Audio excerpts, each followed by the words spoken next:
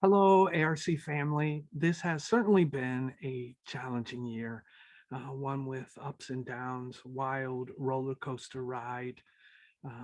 And we all have suffered and we have all innovated. I am so proud of the accomplishments of our pastors, our churches, our leaders coming together to figure out what they can do for their faith families, for their communities that have been in crisis. There certainly have been our challenges. We all have lost people that are close to us through this pandemic. And all of us have had to learn and readapt, to innovate, to create new ways of reaching out and moving forward. I think that what Satan has meant to be the end or the death of the church in America, God has used to waken a sleeping giant. I think, and as I look, I am overwhelmed by the creativity of our congregations for their depth of compassion for their communities, for the intimacy of our faith families, of our church families.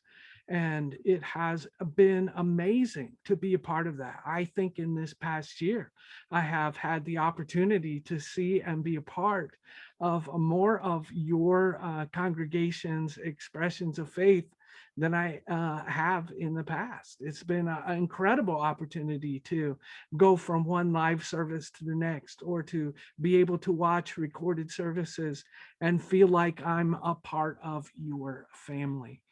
I want to say particularly thank you to all of our Grove Manor employees and their staff for the incredible work that they've done, compassionate caring, forgiving, and putting themselves on the line to care for some of the most vulnerable in our communities through all of this. And putting themselves out there, working incredible hours, long shifts, and all of the regulations that have been imposed upon us. You are some real heroes in my book. Thank you for giving. Thank you for carrying the mission forward.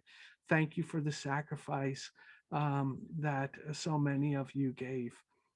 So we are greatly appreciative of the work that you did of showing the love of Christ to those that are oftentimes uh, put aside and forgotten. They are not forgotten. They're loved by God, and you express that love. We've seen incredible things happen. It is amazing to think that one of our mountain churches in the Punxsutawney area, their Sunday, Greg McDonald on Sunday morning has had some messages that have had over 2,000 views. That's amazing. That is beyond anything that he would have, that the Goodridge Church would have been able to experience. Um, that has been brought about because of the being able to be online and broadcasting messages, and brought about through the hand of God.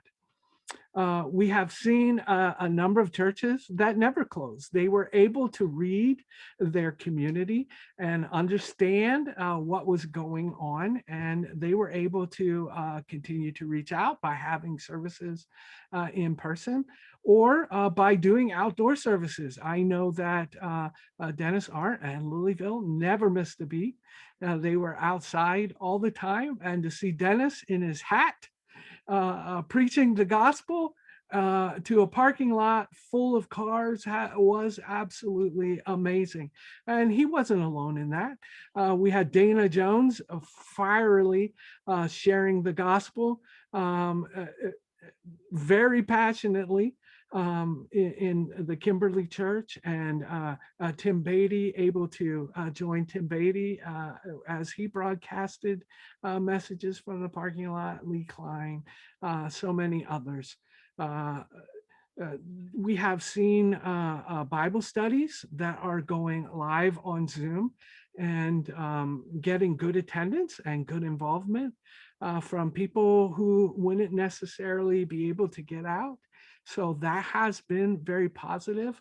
I think that that is an inroad that we need to continue to explore, not only sharing our live worship services, but having Bible studies online where people can join where they are from where they are or what they're doing.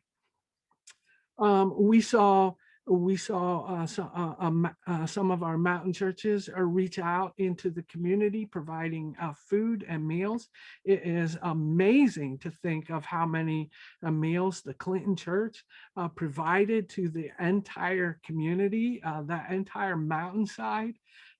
Just come and take, drive through, and providing sandwiches and chips and cookies and homemade cake and all kinds of stuff. And they just did it out of the graciousness of the heart because their community was hurting. I know that Saving Grace absolutely changed entirely how they do worship through all of this. They're now having a praise time where they're singing their services, singing, and then they go to a meal and they discuss a message. Like a open Bible study where they are all conversing together. Incredibly innovative. I know as a region, we provided in the past year, we saw a sizable donation to anonymous donation to be able to help pastors and their families that are in crisis.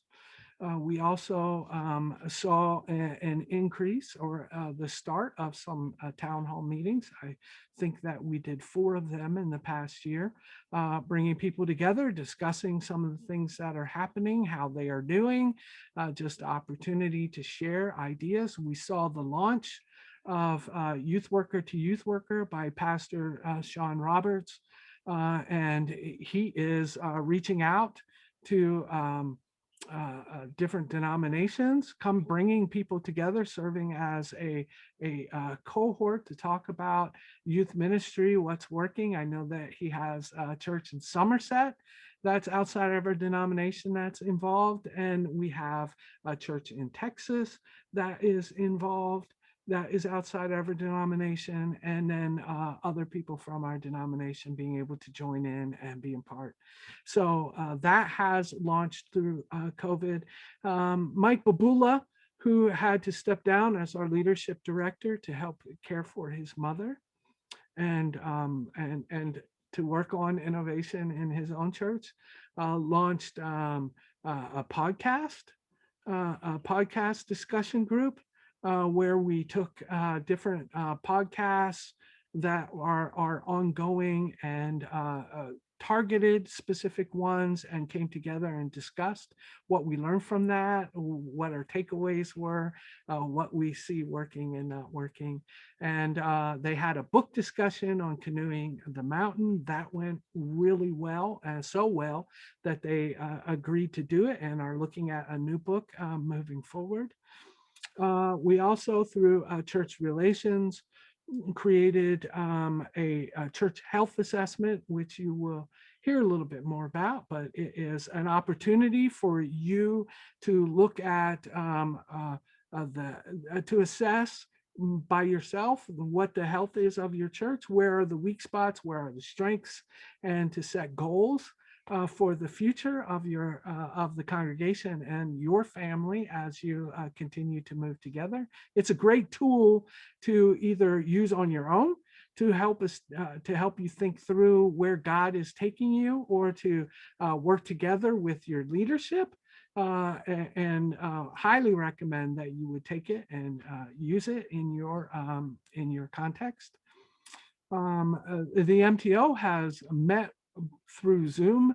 They've been meeting and have met with, I think all of our candidates, certainly a huge number of them, are licentiates and are those that are serving. and they are working on some adaptations to the handbook as they are moving forward in church relations. They're continuing to move forward, tackling the issue of discipleship and how do we help in the local church? What are our needs? What are we doing? So that continues on. In pastoral oversight, we are seeing a transition of leadership. We will be looking for some new members and a chairperson there, as Doug Nolt is stepping fully into the vice presidency role. We are continuing to seek new ways because we realize that God is ushering in something new here, and He is doing something new. And as our particular ministries are changing, how we are doing ministry, how we are communicating, as how our ministry is changing in the local church, we realize that it is also changing regionally. And it is my hope that in the next couple of years, we will be talking about how we become a better network of churches being able to come together to maximize our impact. I think that as we look back at this past year, that we will be able to say, as Ezra and Nehemiah, the gracious hand of our God has been on us through this whole time. Through all of this, He's been here with us. We can see His work around us, and we can feel it. We know that He is reaching out, that He is doing something new. And the church is going to be forever changed as a result of this incredible transition that we've been through. It is an honor to be able to serve you. And as we continue to move forward, my challenge for you is to keep shining, no matter where you are, no matter what you're going through at the moment. Be a reflection of the light of Jesus Christ and the change and transformation that He's made in your life so that you can impact those around you. That is your mission. That is the call to make disciples. God bless, and bye-bye.